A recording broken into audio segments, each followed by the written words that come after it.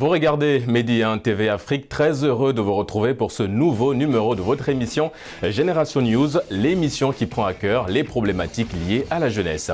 Au sommaire de cette émission, nous parlerons dans la première partie de la jeunesse africaine et le leadership. Et dans la deuxième partie de cette émission, nous parlerons de la jeunesse africaine et l'intelligence artificielle. Et pour en parler, aujourd'hui, j'ai l'honneur de recevoir Mariam. Mariam, vous êtes dans le domaine de la communication, médias, le e-commerce, on peut le dire ainsi. Merci d'avoir répondu à notre invitation. Merci à vous de m'avoir invité. C'est un plaisir d'être là. Et juste à côté de vous, nous avons Eliman. Eliman, vous êtes journaliste. Merci également d'être là parmi nous aujourd'hui. Merci beaucoup, très heureux d'être sur ce plateau avec vous. Gaius, vous êtes coach en développement personnel. Merci également d'avoir effectué le déplacement. Merci Régis, c'est un réel plaisir d'être parmi vous. Et nous allons terminer avec Idiatou. Vous êtes doctorante en droit à l'UGB, l'Université Gaston Berger du Sénégal. Merci également d'avoir effectué le déplacement. C'est moi qui vous remercie pour l'invitation. Alors, je le disais dans la première partie de cette émission, nous allons parler de l'Afrique qui est à la croisée des chemins. Elle est désormais au cœur des préoccupations de développement dans lesquelles sont engagés des dirigeants depuis une cinquantaine d'années. Mais sauf que ces derniers peinent à trouver une issue heureuse, à partir de laquelle le continent noir pourrait jouer un rôle de premier plan sur la scène internationale. Pensez-vous qu'il soit nécessaire aujourd'hui de réfléchir à une nouvelle génération de leaders capables de relever plusieurs défis, Gaius? Merci beaucoup pour cette question très pertinente. Absolument, il nous faut développer un véritable modèle de leadership. Et je ne dirais pas une nouvelle génération, mais il faut enfin que le continent africain dans sa globalité et chaque pays de façon singulière et particulière puisse définir une politique de leadership et que tout le peuple à l'unisson d'une même voix puisse s'inscrire dans cette logique-là. Il faudrait que quand on questionne chaque Sénégalais, quand on questionne chaque Camerounais, quand on questionne chaque Rwandais, qu'ils disent clairement la ligne dans laquelle son pays évolue et comment est-ce que lui, dans sa façon particulière, peut accompagner et impulser ce développement-là, rien que dans son entité, pris vraiment individuellement. Alors, Idiatou, est-ce qu'aujourd'hui, on doit compter évidemment sur cette jeunesse qui est présente et la jeunesse future pour développer le pays, multiplier des actions dans le sens de sensibiliser les jeunes sur l'importance même du leadership? Effectivement, comme vous savez, la majorité de notre population, c'est une population jeune et composée de jeunes. Donc, on doit forcément compter sur cette jeunesse pour pouvoir un peu développer notre continent sur le domaine économique, sur le domaine social, politique, entre autres. Donc, il faudrait un peu accompagner cette jeunesse dans l'entrepreneuriat, dans le changement de comportement, le changement d'idées pour pouvoir un peu développer nos pays, nos différents pays ici en Afrique et essayer un peu de booster les préoccupations des uns et des autres pour pouvoir aller de l'avant. Alors, Eliman, est-ce que c'est important aujourd'hui pour l'Afrique de développer on va dire, de nouveaux leaders pour influencer non seulement le développement du continent, mais aussi pour avoir une sorte de voix sur le plan international? Bien sûr, on a plus que jamais besoin en Afrique aujourd'hui d'avoir de nouveaux leaders qui incarnent un idéal pour toute la population, on va dire. C'est souvent un conflit générationnel qui est indexé entre aujourd'hui l'actuelle génération, ceux qui sont nés peut-être durant les années 90 jusqu'à maintenant, et l'ancienne. Les chocs des générations, et souvent cette jeunesse africaine ne se reconnaît pas dans ce que cette génération que je qualifie d'ancienne et qui est aux commandes. C'est une génération qui est aux commandes et qui n'arrive jusqu'à présent pas à impulser une dynamique, à amener tout le monde vers un même sens. Et c'est pourquoi on a plus que jamais besoin de jeunes, comme en France, Emmanuel Macron, qui, à son arrivée au pouvoir,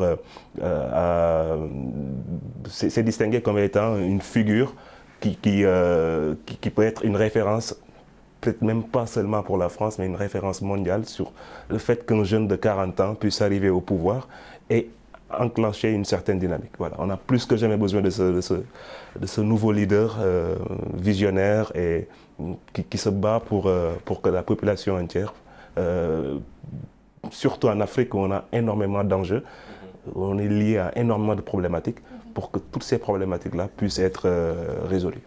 Évidemment, des problématiques liées à la jeunesse. Mariem, est-ce qu'aujourd'hui, évidemment, c'est un constat qu'on a fait, le concept même de leadership est encore un petit peu flou dans la mentalité de beaucoup d'Africains. Qu'est-ce qui peut expliquer cela? Il y a énormément de choses qui peuvent expliquer cela. Déjà, on a cette hiérarchisation sociale à laquelle on est très habitué en Afrique. Il y a cette espèce de hiérarchie qui fait que quand on n'est pas dans une certaine strate sociale, on ne peut pas prendre de décision, on ne peut pas se mettre en avant. Il y a une espèce de pudeur autour du leadership et également on manque d'émulation. On manque beaucoup d'émules. On n'a pas des rôles modèles qui nous montrent un peu sur quelle voie nous poser. C'est un peu ce qu'Elimane disait.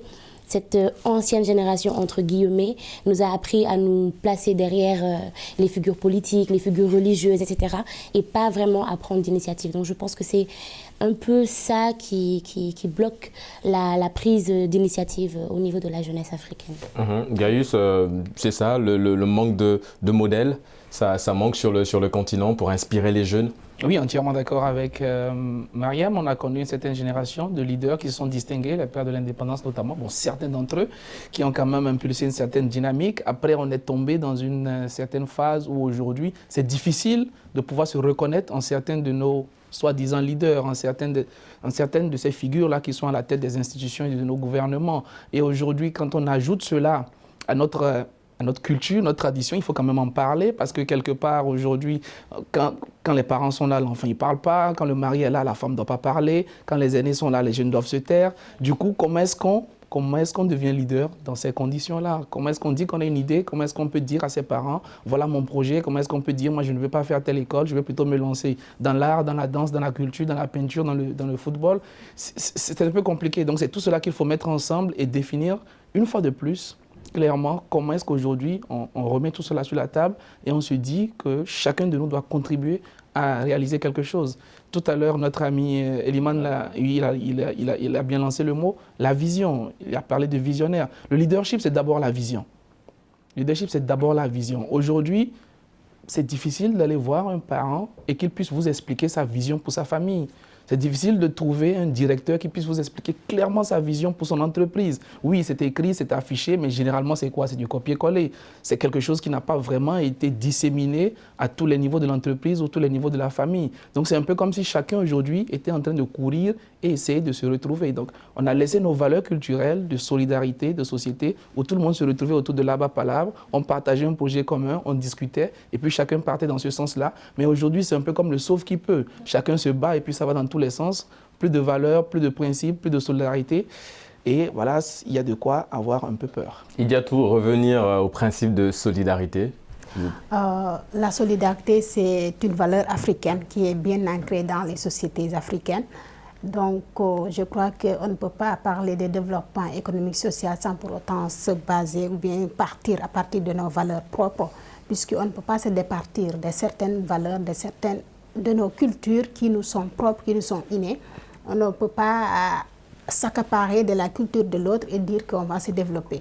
Je pense qu'il faudrait un peu partir de nos valeurs, de nos ressources pour pouvoir nous développer, pour pouvoir changer notre continent, changer-le en mieux pour le bénéfice des générations futures. Mais avant de parler de générations futures, il faudrait que les générations présentes travaillent et essaient de changer les choses par l'entrepreneuriat, par le changement de comportement, par l'engagement citoyen. L'engagement citoyen peut être dans tous les domaines. Le jeune, il doit être dynamique, actif, compétitif et productif dans tout secteur où il évolue. Donc, je crois que c'est à partir de cela qu'on pourra parler dans quelques décennies de développement du continent africain. Elimane, en parlant du développement du continent africain, elle a parlé, et Idiatou a parlé un petit peu elle a donné un petit peu les solutions en parlant de l'entrepreneuriat. Est-ce qu'aujourd'hui, la qualité même du leader, est-ce que ça reste un facteur clé dans le développement, le processus de développement démocratique d'un continent, voire social même? Absolument, absolument. Il faudrait... c'est clair, des émulations. Il faudrait qu'un leader puisse transmettre aux gens qui sont censés être sa référence, une certaine approche de la vie, une certaine vision. Et voilà, c'est une figure qui de plus en plus, il y a des success stories en Afrique, il y a des gens qui réussissent, qui arrivent à impulser à partir de zéro et à arriver à un niveau vraiment enviable. Et il y en a. Je pense que si je me mettais à citer des exemples, je pourrais en citer beaucoup. Et ce sont, moi, plus ces gens-là que je considère comme leaders que les leaders politiques. Les leaders politiques, certains d'entre eux ont une certaine vision, mais la plupart d'entre eux arrivent dans un certain poste de responsabilité, un peu par hasard, un peu par des concours de circonstances. Il y a des gens qui partent d'en bas et qui arrivent en haut dans la société, dans tous les domaines. Pour moi, ce sont ces figures-là qui doivent être promues et consacrées comme étant des leaders. Donc ce sont eux en tout cas les vrais héros, hein, si on peut le dire ainsi. Mariam, évidemment, donc aujourd'hui c'est qui est leader, qu'il veut, mais pas qu'il peut en fait. C'est ça en fait. Et leader qui le veut vraiment, on en revient encore à la maxime les hommes qu'il faut à la place qu'il faut. C'est pas vraiment encore appliqué en Afrique. Aujourd'hui, si on prend sur le plan de la politique par exemple, il faut du clientélisme, beaucoup de clientélisme malheureusement, pour pouvoir atteindre certains niveaux dans la hiérarchie politique. Or, si on veut changer les choses, on en parlait tout à l'heure en coulisses, les institutions, c'est important. Les institutions, c'est extrêmement important, on ne peut pas passer outre.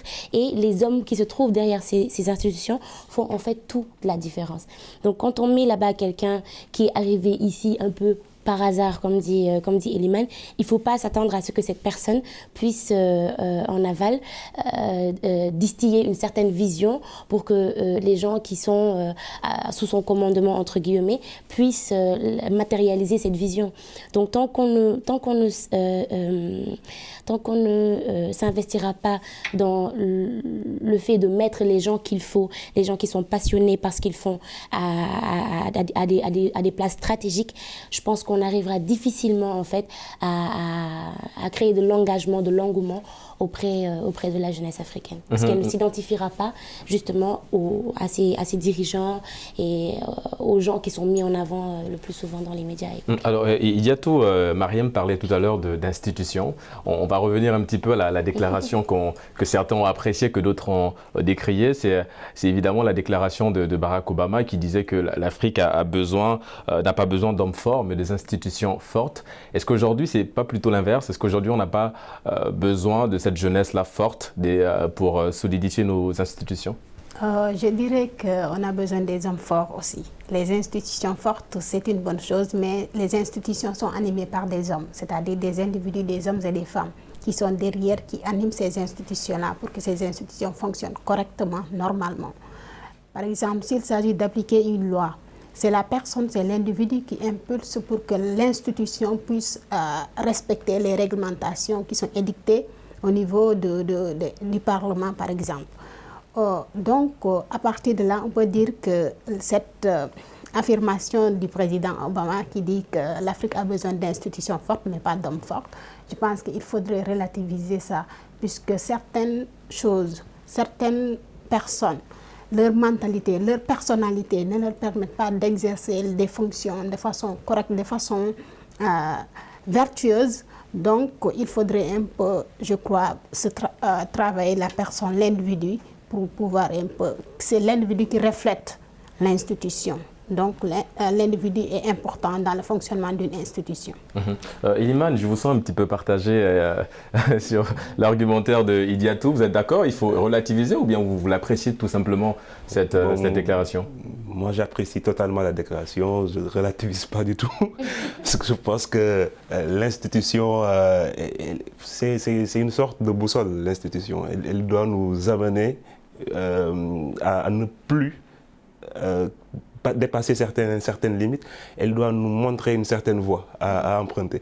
L'homme fort, je pense que l'Afrique a eu énormément d'hommes forts. C'est-à-dire nos présidents, ce sont des hommes forts. Ce sont des hommes qui ont tous les pouvoirs, qui ont toutes les prérogatives et qui jusqu'ici ne sont pas arrivés à nous amener à un niveau souhaitable.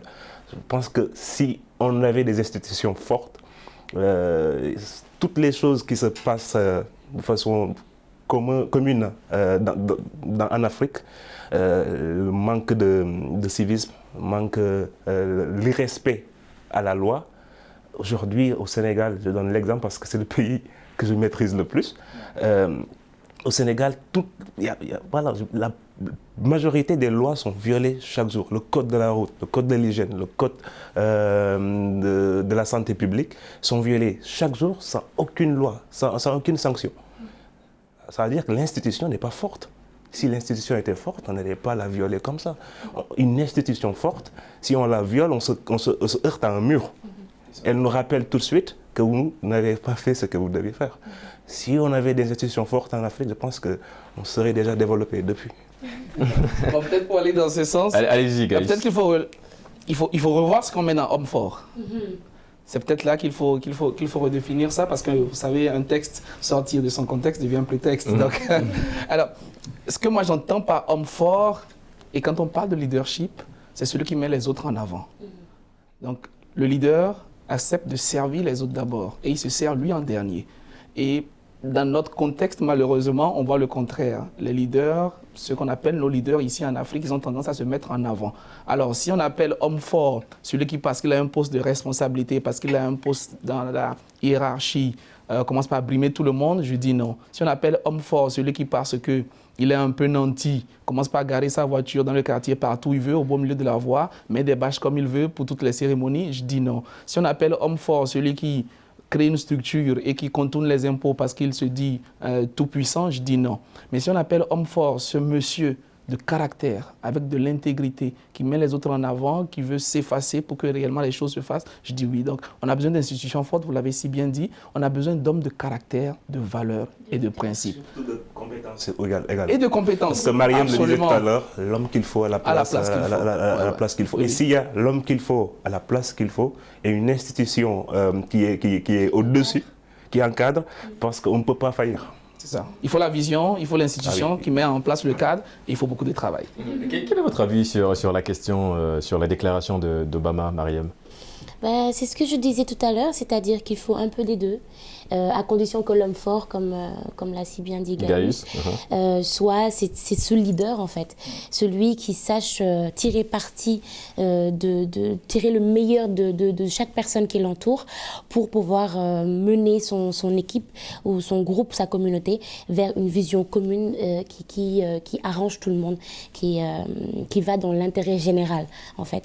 Il faut que les leaders africains apprennent à travailler pour l'intérêt général plutôt que pour leur intérêt personnel. Alors, Idiatou, on a fait un constat général aujourd'hui, c'est que beaucoup de jeunes filles s'investissent dans le développement du continent ou de leur pays par le biais, justement, comme vous l'avez dit, de l'entrepreneuriat, les startups et tout ce qui vont avec. C'est important aujourd'hui pour la femme de revendiquer un petit peu ce côté-là, de montrer que le leadership n'est pas qu'une question de genre, n'est pas une question de genre. Effectivement, le leadership n'est pas une question de genre, mais vous savez, généralement, on dit que les femmes sont un peu délaissées par rapport à certains secteurs d'activité, notamment dans le secteur de l'économie. C'est pour cela qu'on adopte des plans, des programmes et des stratégies pour mettre un peu les femmes en avant, pour les faire un peu ce qu'on appelle une discrimination positive en faveur des femmes, pour les pousser un peu à entreprendre, pour pouvoir un peu développer le secteur économique, pour pouvoir développer le continent. Donc, mais je crois qu'il faut agir sur l'ensemble de la jeunesse de façon globale. On ne peut pas simplement viser une quelconque couche de la société, dire que c'est cette couche-là qui va permettre le développement du continent. Il faut miser sur toutes les forces vives de la nation pour pouvoir développer un pays, pour pouvoir développer un continent. Donc, il faudrait tirer le maximum du meilleur de chacun pour se développer et pour aller de l'avant. Oui, Mariam, vous voulez rajouter quelque chose? Oui, je suis tout à fait d'accord avec Idiatou, c'est-à-dire que cette discrimination positive, elle n'est pas en faveur des femmes. C'est-à-dire qu'on nous met en avant comme si on n'était pas capable, si on nous met au même pied d'égalité que les hommes, qu'on nous donne les mêmes chances, on n'est pas capable d'aller de l'avant. Or, en Afrique, ce sont quand même les femmes qui travaillent le plus. Ça ne se voit peut-être pas parce que la plupart des femmes agissent, travaillent, œuvrent dans le secteur informel, malheureusement. Mais ce sont elles qu'on croise dans les bus Tata quand on est au Sénégal à 4 h du matin. Intégrer également le travail domestique. Le travail domestique qui est un boulot à part entière, qui est l'éducation des enfants, c'est un travail à part entière. Passer ses journées à la maison à régenter voilà, le personnel, etc., ou parfois faire même soi-même les tâches ménagères pour assurer le bien-être de toute la famille.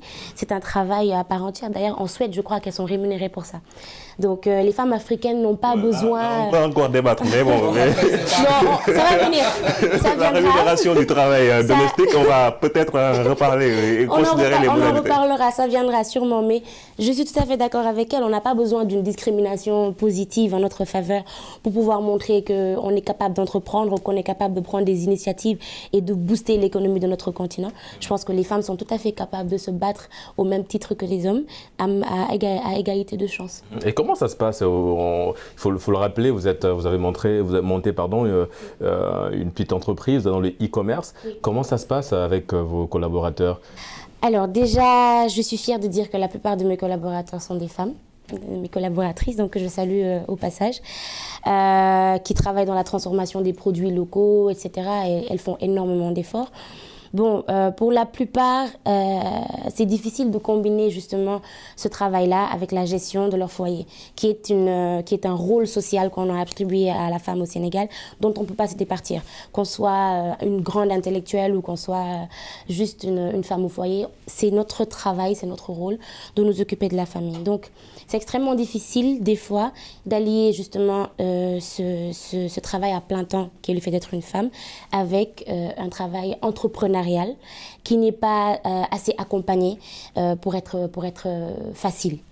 Donc, elles courent souvent plusieurs lièvres à la fois. Elles sont obligées de faire des manœuvres, de prendre sur leur temps à la maison, etc., pour pouvoir mener leur entreprise là où elles le veulent.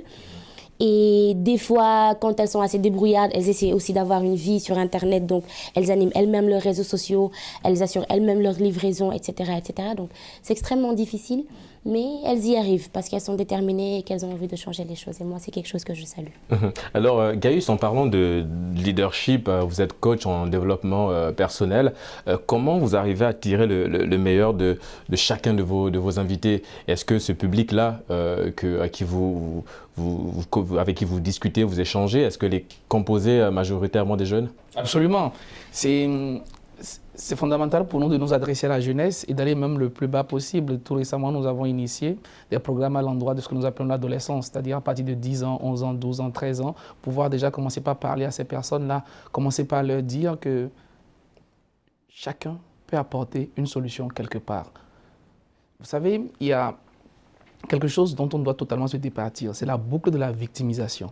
Pendant trop longtemps, nous avons trouvé des raisons, la colonisation, le franc CFA, je sais pas, tout ce qu'on veut, le système français, etc., etc. Il est temps vraiment que chacun de nous prenne sa responsabilité sur sa vie. Donc, s'il y a quelque chose qu'on dit à la jeunesse, s'il y a quelque chose que nous, on partage comme message, c'est que chacun est le maître de sa vie. Chacun est le capitaine de son bateau et chacun de nous doit se battre. Chacun de nous doit pouvoir y arriver. Comme il a dit tout à l'heure, mon ami Eliman, nous avons des success stories autour de nous qui, dans le même Sénégal, dans le même Tchad, dans le même Niger, dans le même Bénin, arrivent à se construire avec des voies souvent légales et souvent normales. C'est donc possible d'y arriver. Seulement, il faut pouvoir se dire, je vais dormir moins, je vais fermer la télé, je vais lire un peu plus, je vais me documenter, je vais travailler dur, je vais surmonter des obstacles, je vais me priver de beaucoup de choses. Et pour que demain soit meilleur. Donc, c'est vraiment ce message-là qu'on passe. Est-ce que vous arrivez à percevoir ça chez les jeunes, cette envie-là de se sacrifier pour être demain un vrai leader? Oui, honnêtement, oui. Je ne pense pas que la jeunesse africaine soit plus paresseuse que les autres. Il y a beaucoup de jeunes qui se battent. Il y a beaucoup de jeunes qui mènent beaucoup d'efforts, parfois même au péril de leur vie. Ce qu'il manque, c'est l'accompagnement, c'est la stratégie, c'est des modèles, c'est des exemples. C'est que certaines personnes reviennent et parlent à la jeunesse. Certaines personnes viennent et s'adressent à la jeunesse. Certaines personnes viennent et disent ce qu'elles ont eu à faire. Certaines personnes écrivent. Certaines personnes fassent plus d'émissions comme celle-là pour pouvoir démocratiser le savoir. Parce qu'aujourd'hui, oui, tout est à la portée de la jeunesse. Mais c'est difficile souvent de vraiment aller sur YouTube et de trouver des success stories africaines, sénégalaises, qui sont contextualisées, où quelqu'un raconte son parcours et donne je sais pas moi, des tips, des astuces, mais vraiment terre à terre, basiques pour pouvoir commencer. Donc généralement, on a beaucoup de références et ce que nous faisons au cabinet aujourd'hui, c'est pouvoir recontextualiser tout ça. Parce que nous sommes allés partout dans le monde pour nous faire former, mais aujourd'hui, il faut parler à la jeunesse avec des histoires, des exemples, des astuces, des stratégies qui les touchent et qu'ils comprennent. Donc c'est peut-être à ce niveau-là encore qu'il nous faut faire de l'effort pour les aider à structurer leurs projets et à les encourager un peu plus. Il faut beaucoup plus de success stories, d'histoires, Idiatou? Ah oui, effectivement, il faut beaucoup de modèles, de rôle modèles pour pouvoir un peu, tirer la jeunesse, pour tirer les jeunes qui sont, je peux dire, entre guillemets, inconscients. Donc, pour pouvoir se développer, pour avoir un leader, un modèle sur lequel on va suivre pour pouvoir un peu espérer un avenir meilleur. Et aussi le fait d'avoir des modèles, ça donne de l'espoir à des jeunes. À des jeunes, si tu leur montres un modèle, celui-là, il a traversé telle étape, il a franchi tel obstacle pour arriver à ce stade-là, là où il est. Donc ça va motiver un peu les jeunes à pouvoir se battre, à pouvoir être compétitifs pour pouvoir un peu réussir dans leur vie, dans leurs activités. Et c'est l'heure pour nous de marquer une courte pause et on se retrouve juste après pour décortiquer la deuxième thématique de votre émission Génération News. A tout de suite sur Média TV Afrique.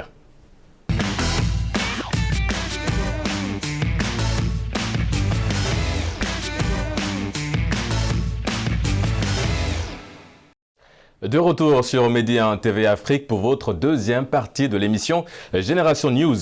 Nous allons à présent parler de l'intelligence artificielle qui est en train de transformer la société aussi profondément que la machine à vapeur et l'électricité qui l'ont fait. Et cependant, ça reste un petit peu flou cette notion encore de intelligence artificielle. En quelques mots, Elimane, c'est quoi l'intelligence artificielle ? Je suis ni un scientifique, ni un grand définisseur, un grand penseur. Mais bon, voilà, je m'intéresse beaucoup aux technologies de l'information et de la communication. Et moi, bon, la définition simple que je donnerai de l'intelligence artificielle, c'est de transmettre l'intelligence humaine aux objets, aux machines. C'est comme ça que je perçois l'intelligence artificielle. Alors, Idiatou, est-ce que l'IA n'est pas déjà assez, on va dire, présente un petit peu, cette intelligence artificielle-là, dans notre vie quotidienne? Quand nous allons, par exemple, sur Google, les traductions, c'est de l'IA. Est-ce qu'elle n'a pas toujours été présente, l'IA, dans notre vie? Effectivement, l'intelligence artificielle est présente dans nos vies quotidiennes depuis, je peux dire, vers les années 50. C'est seulement vers les années 2010 que on a connu une explosion de cette technologie-là. Donc, on parle de pilotage automatique, on parle de drones, on parle de médecine assistée avec des technologies de pointe. Donc, je pense que l'intelligence artificielle, ça maintenant à embrasser tous les secteurs, que ce soit la santé, le domaine militaire, le domaine du droit, entre autres. Donc, l'intelligence artificielle, maintenant, on est plein dedans. Donc, je crois que plutôt, on est dans une phase de transition. On n'est pas en plein pied dedans, mais on est en une phase de transition qui, d'ici quelques décennies, les machines vont remplacer les hommes presque dans leur lieu de travail. Est-ce qu'on n'est pas en droit de s'inquiéter un petit peu? Gaius, elle parlait des machines qui vont, dans quelques années, remplacer les hommes. Est-ce qu'on n'est pas en droit de s'inquiéter un petit peu, Gaius? S'inquiéter, non, mais il faut se lever et puis très rapidement faire ce qu'il y a à faire. On a connu l'arrivée de l'informatique, des ordinateurs, c'était un peu la même peur, c'était la même crainte. L'ordinateur va arriver, tout va être automatique, les gens vont perdre leur travail et tout ça. Mais voilà, on y est aujourd'hui, dans toutes les maisons, dans toutes les structures. Il y a des ordinateurs un peu partout, il y a des téléphones aussi, on a connu cela. Donc on va vers l'insémination un peu partout de l'intelligence artificielle. Et puis, au lieu de craindre ça, au lieu de redouter cela, il faut pouvoir anticiper, bon, même si on ne peut plus, parce qu'on y est en plein là, mais il faut plutôt savoir ce qu'il y a lieu de faire. Il y a certains qui vont perdre leur travail, call center, réceptionniste, chauffeur même peut-être, etc. Donc il faut très rapidement se réorienter. Et il faudrait que nous, en tant qu'Africains et dans nos différents pays, dans nos différents secteurs d'activité, nous puissions voir comment intégrer tout cela dans notre quotidien, parce que c'est une avancée technologique. Donc il ne faut pas rester en marge de cela, mais il faut voir comment est-ce que dans les finances, comment est-ce que dans le commerce, comment est-ce que dans l'agriculture, comment est-ce que dans la santé, dans le sport, un peu partout, on peut pouvoir ne plus, cette fois-ci, être dépassé encore par cette technologie et continuer par courir toujours derrière les gens. En principe, on devrait déjà être à l'époque où on a des centres de recherche un peu partout, on a des jeunes qui travaillent, qui sont financés, qui sont subventionnés pour pouvoir y arriver. Est-ce que c'est fait? J'en doute. Justement, en parlant des jeunes qui sont accompagnés, financés, on a la grosse maison du web, Google, qui s'est installée un petit peu déjà en Afrique, au Ghana, au Rwanda, qui a créé des centres de formation sur l'intelligence artificielle. Est-ce que, Eliman, vous pensez que les dirigeants africains sont assez conscients justement de l'enjeu de l'IA? Bon, avant de répondre à cette question, moi, tout à l'heure, je n'ai pas peut-être pu développer tout ce que je pense de l'intelligence artificielle et de toutes ces technologies qui nous envahissent. Je pense qu'il est temps, façon, sur le plan mondial, d'avoir une pensée globale de où on veut aller. Parce que l'intelligence artificielle, ça nécessite beaucoup de connexion Internet et beaucoup de consommation d'énergie. Aujourd'hui, si toutes les machines étaient connectées sur Internet et devaient avoir une consommation énergétique, on va encore consommer davantage. Déjà, on consomme plus que la Terre ne produit. On consomme à crédit. Chaque mois d'août, on nous rappelle que la planète consomme à crédit. Et si cette intelligence artificielle, cette technologie est généralisée, on va davantage consommer et peut-être que les lendemains de la planète Terre ne seront pas des meilleurs. Maintenant, sur cette question concernant l'arrivée de Google, etc., est-ce que nos dirigeants y sont préparés? Moi, je suis sceptique. Je suis sceptique sur la vision de nos dirigeants sur ces nouvelles technologies. Je pense qu'on perd chaque année 10 ans, on perd 10 ans, 20 ans, comparé aux autres pays qui sont très, très à l'avance. Aujourd'hui, on prend du retard sur chaque nouvelle technologie qui arrive. On ne crée pas, on n'invente pas, on suit une ligne qui est tracée par les grands du monde. Et ça, tout à l'heure, on parlait de leadership. C'est cette forme de leadership qu'il faudrait impulser. L'Afrique devrait, à un moment donné, impulser les autres pays. Pas le contraire, souvent. Allez-y, Gatou. En fait, par rapport à ce que vous venez de dire, les dirigeants, est-ce que nos dirigeants essaient un peu... Ils sont des suiveurs ou bien ils innovent, ils sont un peu à l'avance par rapport à cette nouvelle technologie qu'est l'intelligence artificielle. Je pense qu'ici en Afrique, la plupart des pays, il y a des choses qu'il faudrait modifier, adapter pour pouvoir un peu être au top, notamment au niveau des formations de jeunes. On parle de l'intelligence artificielle, c'est-à-dire dans quelques décennies, c'est la machine qui va remplacer les hommes dans plusieurs domaines d'activité, dans plusieurs secteurs. L'emploi, l'individu ne va plus travailler, c'est la machine qui va travailler à la place.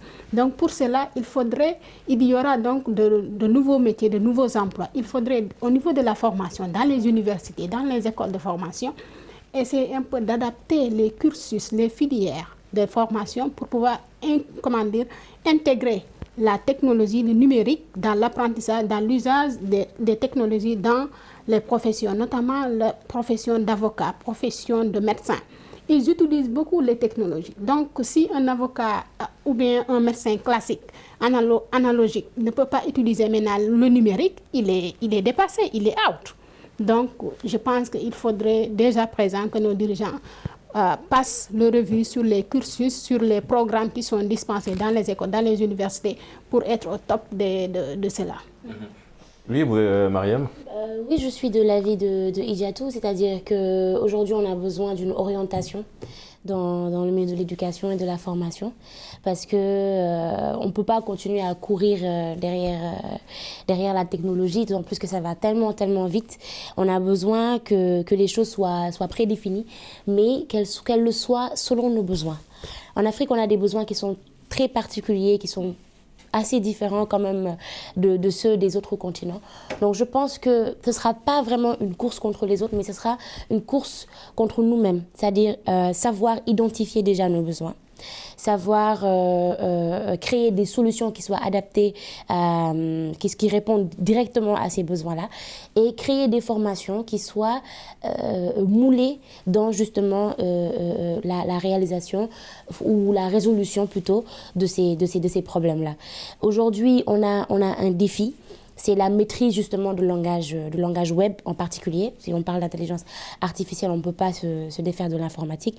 Donc la lecture du langage web aujourd'hui pose véritablement problème, puisque là, on a le problème d'accessibilité à Internet, d'accessibilité à l'électricité. Seulement 60%, je crois, des Africains ont accès à l'électricité sur le continent.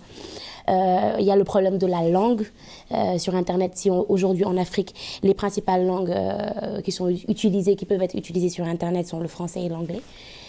Quels sont les Africains qui soient assez lettrés pour pouvoir naviguer facilement sur Internet, utiliser les outils qui sont proposés sur Internet justement pour améliorer. Donc c'est toute une panoplie de questions à se poser et de solutions justement qui sont à penser, qui sont entièrement à penser pour l'avenir.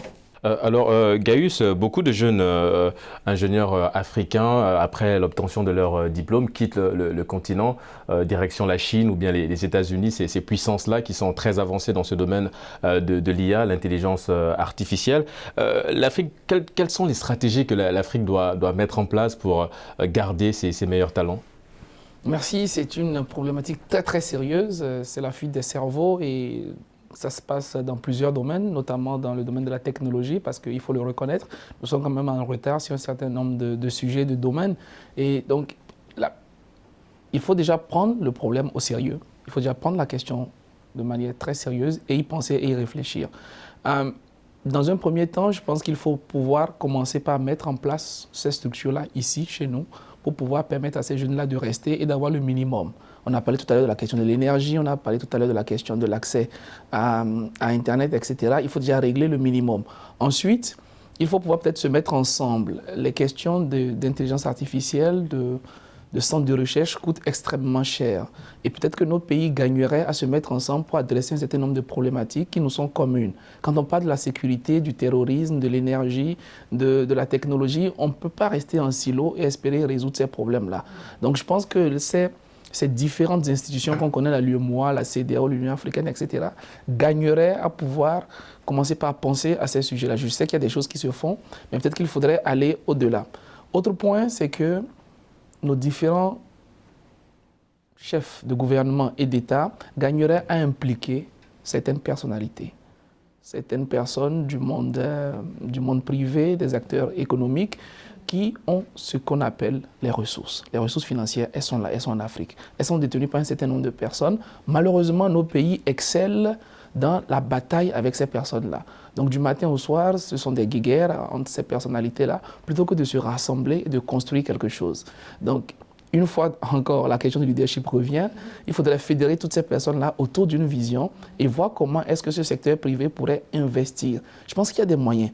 Les moyens sont là, malheureusement, il faut définir cette politique-là, ce cadre qui permettrait à ces personnes de pouvoir confier, de pouvoir avoir confiance en l'État, mettre en place des centres pour que nos jeunes, pour que nos frères, nos sœurs restent ensemble et qu'on puisse construire le continent. Oui, pour partir, pour avoir quelques notions, pour pouvoir découvrir quelque chose, mais surtout revenir et avoir l'espace qu'il faut pour appliquer cela, pour implémenter cela et que l'État soit le premier consommateur de ce qu'on produit.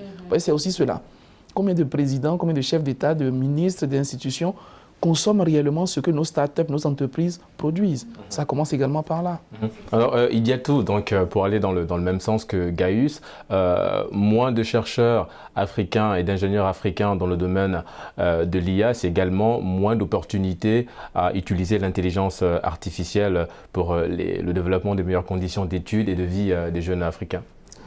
Oui, effectivement, il faudrait un peu, je crois, on a parlé tantôt d'accompagnement. Si un jeune crée une solution, ou bien crée une start-up, ou bien crée un logiciel, il faudrait un peu l'accompagner, notamment dans la promotion de cette création-là qui a été faite, et aussi pour permettre à la population de connaître la chose et aussi de l'utiliser. si on crée des choses et que ce n'est pas utilisé, ça n'en vaut pas la peine, je pense. Il faudrait aller plus dans la communication, dans la promotion des créations qui ont été faites par nos ingénieurs, par nos jeunes qui sont là en train de penser pour améliorer le quotidien des populations.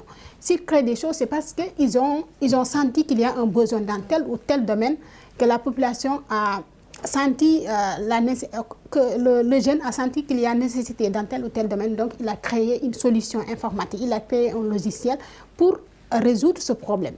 Donc, si la solution est créée, il faut promouvoir cette solution-là et que les populations l'utilisent pour changer nos manières de vivre, nos manières de faire et aussi développer le continent, je pense. Beaucoup plus de promotion, parce que ce que Idiatou dit, c'est très intéressant. On a beaucoup de jeunes créateurs au Sénégal, par exemple, mais qui ne sont pas assez valorisés, qui ne sont pas assez mis au devant de la scène. On a ce jeune Sénégalais qui a développé une application pour simplifier les mathématiques. C'est très peu, voilà, l'information est très peu diffusée. Il faut plus d'informations dans ce sens-là, valoriser les créateurs, les talents, les ingénieurs sénégalais, africains. Oui, absolument, il le faut. Et moi, je fais une remarque à chaque fois que je vois sur Internet un jeune africain qu'on a promu, qui a créé telle chose. Je rentre dans les commentaires, je vois qu'il y a un million, des dizaines, des centaines de félicitations. Des gens sont fiers de voir un de leurs créer quelque chose que peut-être on aurait vu à l'étranger, en Chine ou en Europe. Voilà, ce qui veut dire que on a des jeunes qui créent. J'ai un confrère qui est au soleil, Ibrahim Sané, il s'appelle. Il fait chaque semaine un portrait d'un jeune qui crée quelque chose.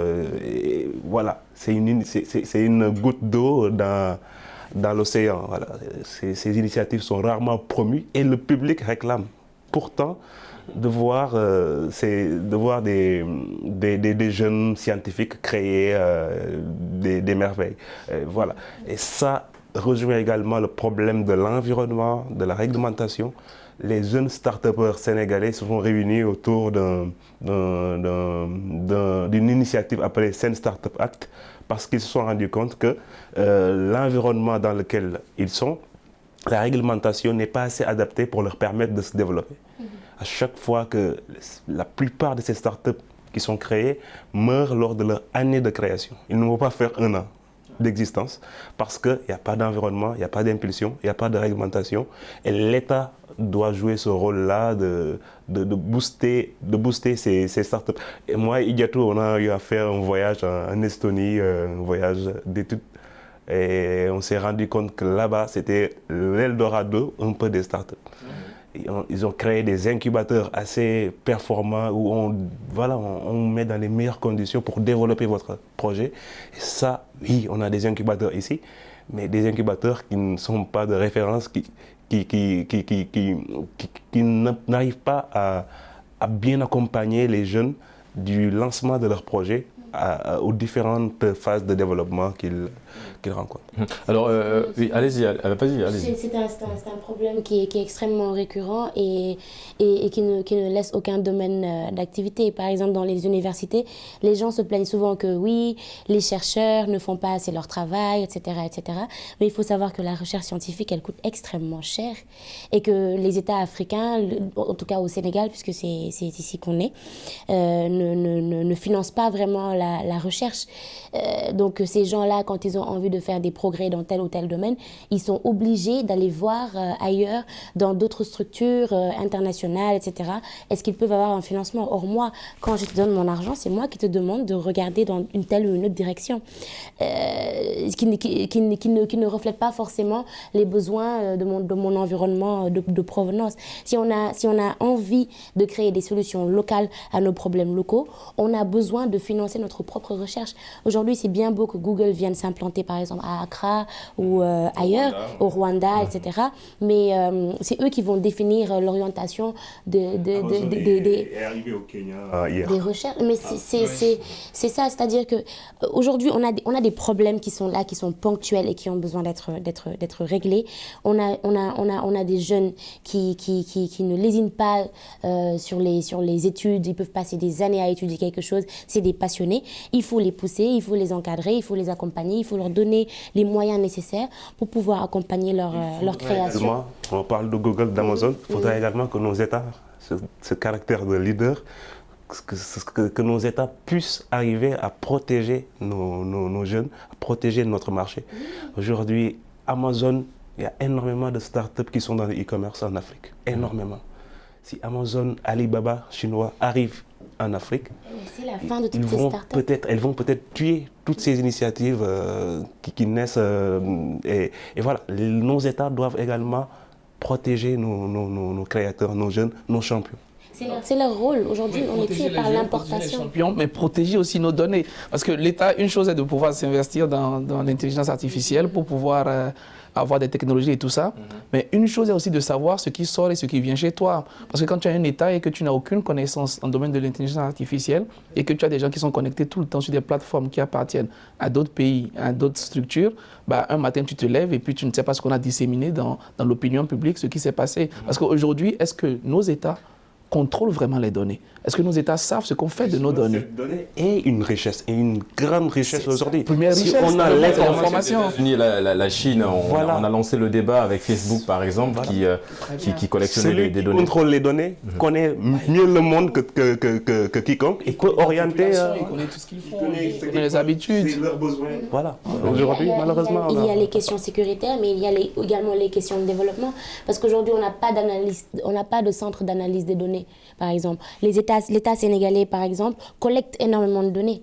Il peut collecter, il peut garder ces données, mais il n'a pas d'analyste, en fait, de données. Et ce sont ces analyses, justement, qui permettent de connaître les niches porteuses, les marchés porteurs, l'économie du futur, de faire de la projection, etc. Donc oui, si on ne maîtrise pas nos données, si on n'arrive pas à les analyser pour en tirer le meilleur parti, comment voulez-vous que... En réalité, on touche du doigt le vrai problème, parce que ce qui m'embête, moi, c'est que les gens crient partout, l'Afrique est le futur, nous sommes les plus nombreux, notre génération et tout ça.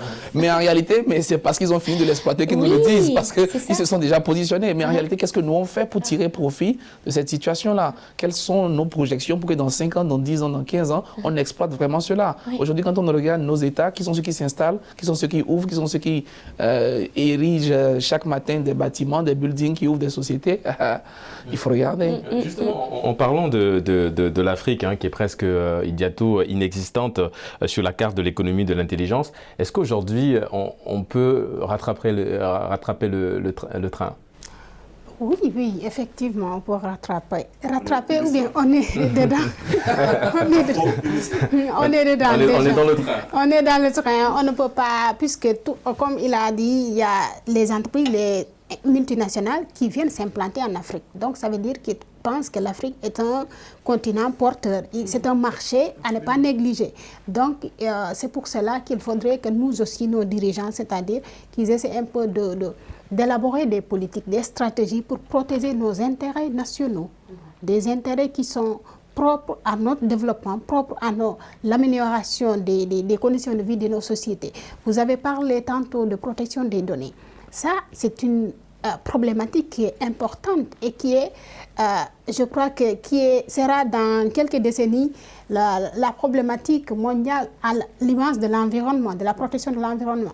On parle plutôt maintenant de protection des données personnelles, c'est-à-dire qu'il faudrait protéger les citoyens, protéger les cybercitoyens, les cyberconsommateurs pour pouvoir un peu le mettre en phase au niveau des textes, en rapport avec les textes et les législations qui sont adoptées, pour ne pas permettre aux multinationales de faire du n'importe quoi, du n'importe comment sur nos territoires, avec nos citoyens, avec les données de nos citoyens. Vous savez que ces multinationales-là, leurs serveurs, ça se trouve à l'étranger, ce n'est pas implanté ici en Afrique. Heureusement, dans le domaine de la sécurité Internet, presque tous les États du monde peuvent être au même pied. Aujourd'hui, un Sénégalais peut se réveiller et découvrir un système de sécurité plus puissant que celui des Russes. Il va falloir que ce combat-là soit également lancé, qu'on puisse promouvoir les initiatives dans ce sens-là. Le Sénégalais, le Camerounais, le Tchadien peut créer aujourd'hui un système plus sûr que celui qui est utilisé dans les autres pays. Et peut craquer également. Bon, je ne suis pas dans le domaine de craquer, mais voilà, peut trouver la faille dans les autres systèmes. Je pense, aussi qu'il faudrait, en laissant les multinationales s'implanter dans nos pays, il faudrait un peu orienter nos économies, nos recherches pour les besoins de nos populations. On dit que l'agriculture représente plus de la moitié de l'économie, de l'activité économique des populations. Il faudrait créer des choses, des solutions, des technologies pour essayer un peu d'améliorer le rendement agricole. Je pense que ce n'est pas normal que l'agriculture représente à ce point parce que normalement, aujourd'hui on parle de machines. Normalement, ce sont les machines qui devaient cultiver et que les agriculteurs puissent s'orienter vers d'autres domaines. Aujourd'hui, on parle d'agriculture numérique. Aujourd'hui, avec des drones, on peut maîtriser quel rendement on va avoir. On peut maîtriser quel intrant on a besoin. C'est en train de s'implanter de façon très molle, on va dire, en Afrique, mais c'est également l'avenir, avec la technologie sur l'agriculture. Et je pense aujourd'hui, justement, quand on me demande si l'Afrique peut rattraper, moi j'ai toujours du mal avec ça. Je pense que l'Afrique doit sortir de cette course effrénée où elle ne rattrapera jamais personne. Je pense qu'il est temps que l'Afrique se définisse. Il est temps de mettre en place des incubateurs, comme il en existe dans certains pays, où on dit aux jeunes Africains, construisez-nous quelque chose qui soit adapté à notre, à notre continent, à notre pays, à nos réalités, etc. Sinon, on va toujours continuer par attendre que ce soit fait. On va aller apprendre et puis on va ramener. On va aller apprendre, on va ramener. Quand ça se gâte, il faut les appeler pour qu'ils viennent réparer. Quand il faut acheter la prochaine version, il faut qu'ils viennent s'installer. Et on reste encore dans cette dynamique. Oui, et ça les arrange. Donc il faut que nous, aujourd'hui, on s'asseye et qu'on se dise qu'est-ce qui nous convient. Aujourd'hui, à cette technologie, on apprend, on lit, le savoir est démocratisé, et puis on met en place des jeunes qui sont très intelligents. Il y en a partout dans nos instituts, dans nos écoles. Et puis aujourd'hui, ils vont nous sortir quelque chose qui conserve nos valeurs africaines, qui parlent nos langues, qui ont nos images, qui ont nos portraits, en quoi on se reconnaît, ce que le jeune au village peut utiliser, ce que le jeune pêcheur, ce que le jeune bouvier, ce que le jeune peut utiliser, il se reconnaît dedans, et puis on a notre identité. Mais si on attend encore d'aller chercher, de ramener, on ne va jamais rattraper personne parce qu'ils sont en avant de je ne sais pas combien de siècles. Mais il faut qu'on définisse, que ce soit dans le transport, que ce soit dans la mode, que ce soit dans la cuisine. L'Afrique ne peut pas aller chercher sa cuisine ailleurs. On a ici ce qu'on doit développer. Donc je pense qu'on doit avoir cette forte identité-là qui doit exister. Voilà, il faut qu'on se lève, il faut qu'il y ait de l'accompagnement, il faut qu'il y ait de la vision, il faut qu'il y ait de l'action, mais il faut que nous, Africains, nous comprenions que nous devons créer, nous devons bâtir.